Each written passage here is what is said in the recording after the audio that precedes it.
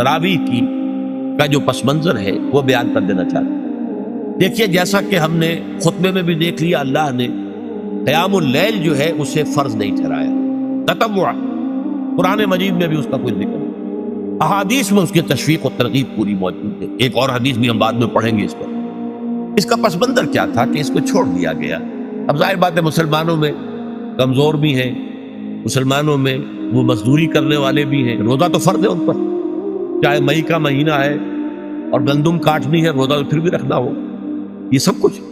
لیکن یہ کہ رات کو پھر کھڑے رہنا ان کے لیے، جاگنا ممکن نہیں، لہذا ان کے اوپر یہ چیز فرض نہیں۔ حضور نے تراویح کی نماز یا قیام اللیل نہ اسے فرض قرار دیا، نہ اس کے بعد جماعت کوئی اہتمام کیا مستقل، صرف 3 راتیں آپ نے جماعت کروائی ہے، اس میں 8 رکعتیں آپ نے پڑھی ہیں کہ جو آپ کا معمول تھا تہجد کا وہ پڑھی، اور تہجد کے وقت ہی جماعت کرائی ہے۔ یہ ہے وہ حدیث۔ اس کے علاوہ کسی نماز تراویح جو ہے جو ہم پڑھتے ہیں 20 رکعتیں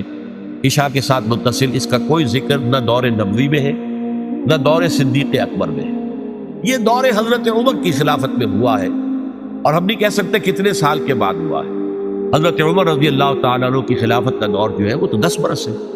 ہو سکتا ہے 5 برس کے بعد ہوا ہو، 6 برس کے بعد ہوا ہو، 12 ہوا ہے ان کے عہد۔ حضرت عمر ایک مرتبہ مسجد میں داخل ہوئے، مسجد نبوی میں، تو دیکھا کہ کچھ لوگ 8 10 12 جو ہے وہ ایک جو ہے حافظ کے پیچھے کھڑے ہوئے اور قرآن سن رہے، کچھ دوسرے کونے میں کھڑے ہیں، کچھ کہیں اور کھڑے ہیں، مختلف جماعتیں ہو رہی۔ تو انہوں نے سوچا کہ کیوں نہ ان سب کو ایک امام کے پیچھے جمع کر دیا جائے، اور اس کے لیے لوگوں کی سہولت کے لیے عشاء کے ساتھ متصل رکھ دیا جائے، اس لیے کہ تہجد کے وقت اٹھنا جو ہے وہ تو ہر کس و ناقص کا کام نہیں ہے، کہ عشاء کے بعد اگر تھوڑا سا اضافی وقت ہو صرف، تو یہ ہر شخص کر لے گا،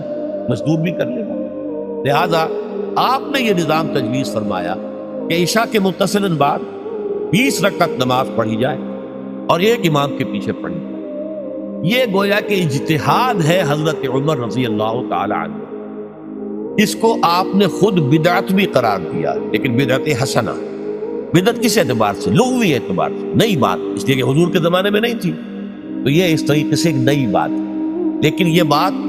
کیونکہ بہت اچھی ہے، بہت عمدہ ہے، آپ جب یہ نظام چل پڑا تو ایک دن مسجد میں آئے، دیکھا کہ بڑی بھری مسجد ہے، صحابہ کھڑے ہیں اور ایک امام کے پیچھے قرآن سن رہے ہیں۔ آپ نے فرمایا نعم البدعۃ ھذہ، یہ جو ہم نے نئی بات شروع کی ہے یہ بہت اچھی ہے، بہت عمدہ ہے۔ اب یہاں سے فرق واقع ہو گیا، ایک تو اہل تشیع جو ہے وہ تو ویسے ہی حضرت عمر سے بہت دشمنی رکھتے ہیں، عناد رکھتے ہیں، تو حضرت عمر کے اجتہادات سے انہیں نفرت ہے، انہیں دوری ہے، چاہے وہ کوئی سا بھی حضرت عمر کا اجتہاد ہے۔ ہمارے ہاں اہل حدیث حضرات بھی در حقیقت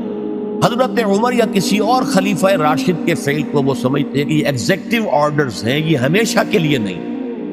حضرت عمر نے اپنے دور میں ایک نظام قائم کیا، ان کے دور کے لیے ٹھیک تھا، یہ ہمیشہ کے لیے نہیں۔ ہمیشہ کے لیے وہ 8 ہی رکعتوں کے قائل ہیں، وہ تہجد والے، لیکن اس میں بہرحال انہوں نے بھی خود یہ اضافہ کیا ہے کہ وہ 8 رکعتیں وہ عشاء کے ساتھ متصل پڑھتے ہیں، تہجد کے وقت تو نہیں پڑھتے۔ اور حضور نے تو صرف 3 روز جو ہے وہ کرائی تھی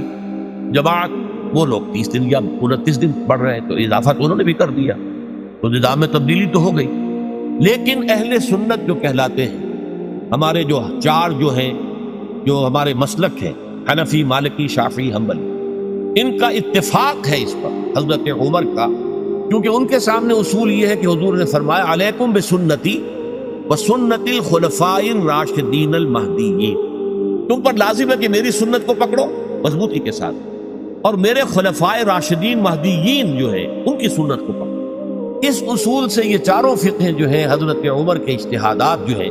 ان کو بھی پابندی سمجھتے ہیں کہ تمام عمر کے لیے، قیامت تک کے لیے امت مسلمہ پر ان کی پیروی لازم ہے، لہذا اس میں اجماع ہے۔ اور یہاں تک کہ یہ سب سے آخری جو اس میں مسلک پیدا ہوا ہے زمانی اعتبار سے، سب سے پہلے مسلک جو ہے حنفی پیدا ہوا، پھر مالکی پیدا ہوا، پھر شافعی پیدا ہوا، اور پھر حنبلی آخری۔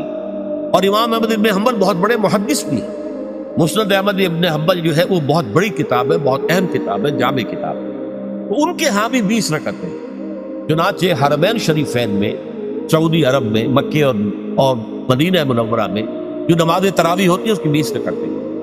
لیکن اہل حدیث حضرات جو ہے وہ اس 8 کے اوپر اتفاق رکھتے ہیں۔ بہرحال یہ ایک اختلاف ہے جو میں نے اس کا پس منظر بیان کر دیا، لیکن اس 20 رکعت نماز سے ادا کرنے سے جو کہ زیادہ سے زیادہ 50 منٹ یا 1 گھنٹہ لگتا ہے، اس سے وہ قیام اللیل کا حق ادا نہیں ہوتا۔ قیام اللیل کا تو کچھ اور ہی تقاضا ہے۔ قیام کسے کہتے ہیں؟ یہ سورہ مزمل سے واضح ہوتا ہے، یا ایھا المزمل قم اللیل الا قلیلا نصفہ او انقص منہ قلیلا او زد علیہ ورتل القرآن ترتیلا۔ آدھی رات یا آدھی رات سے کچھ کم، یعنی تہائی رات یا آدھی رات سے کچھ زائد، 2/3 رات، یہ ہے قیام اللیل۔ چنانچہ سورہ مزمل ہی کی آخری آیت جو دوسرا رکوع مشتمل ہے جس پر، اس میں صاف کہہ دیا گیا ان ربک یعلم انک تقوم ادنی من ثلثی اللیل ونصفہ وثلثہ وطائفۃ من الذین معک۔ اے اللہ کے نبی، اللہ خوب واقف ہے کہ آپ بھی اور آپ کے ساتھ ایک جماعت بھی رات کو کھڑی رہتی ہے، 2/3 رات یا آدھی رات یا 1/3 رات۔ یہ سارا معاملہ جو ہے قیام اللیل کا، گویا کہ کم سے کم 1/3 رات پر اس کا اطلاق ہو سکے گا، یہ نہیں کہ 1 گھنٹے۔ اور کس کے ذمن میں دیکھیے حدیث پڑھیے، تیسری حدیث ہے عن عبداللہ ابن عمرو بن العاص رضی اللہ تعالی عنہ۔ یہ وہی عبداللہ ابن عمرو ہیں جن کی میں نے آپ کو حدیث پہلے سنائی ہے۔ یہ ساری رات کھڑے رہتے تھے، پوری رات، اور ہر روز روزہ رکھتے تھے، جس پر حضور نے منع کیا، لا تفعل، مت کرو ایسا، رضی اللہ عنہما۔ یہ خود بھی صحابی ہیں اور ان کے والد عمرو بن العاص بھی صحابی ہیں۔ ان رسول اللہ صلی اللہ علیہ وسلم قال، کہ اللہ کے رسول صلی اللہ علیہ وسلم نے فرمایا، الصیام والقرآن یشفعان للعبد، روزہ اور قرآن بندے کے حق میں شفاعت کرے۔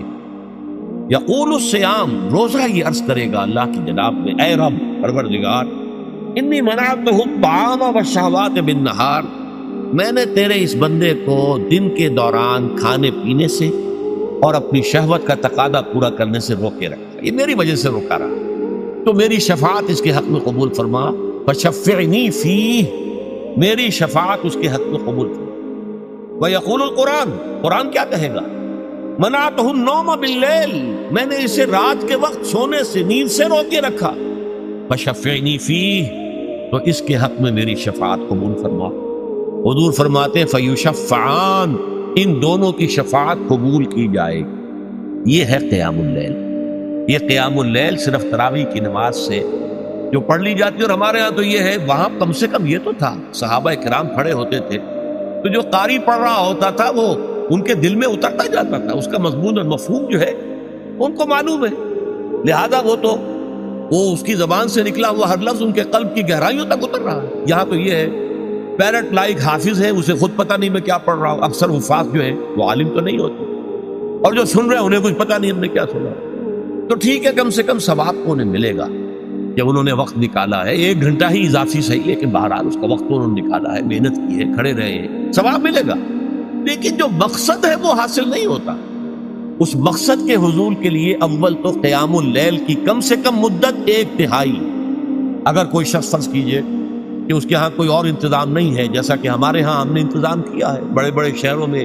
دورہ ترجمہ قرآن، اس میں ہمیں 5 گھنٹے لگ جاتے، نصف شب کے قریب جو ہے معاملہ ہو جاتا ہے۔ اس میں کیا ہوتا ہے کہ ہر 4 رکعت سے پہلے جو اس کے اندر پڑھا جانا ہے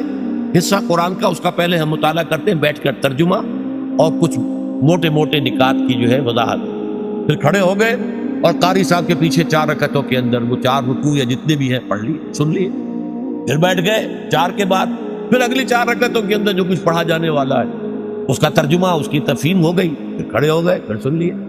اس طریقے سے 5-6 گھنٹے میں تراویح ختم ہوئی، تو تراویح بھی ہو گئی،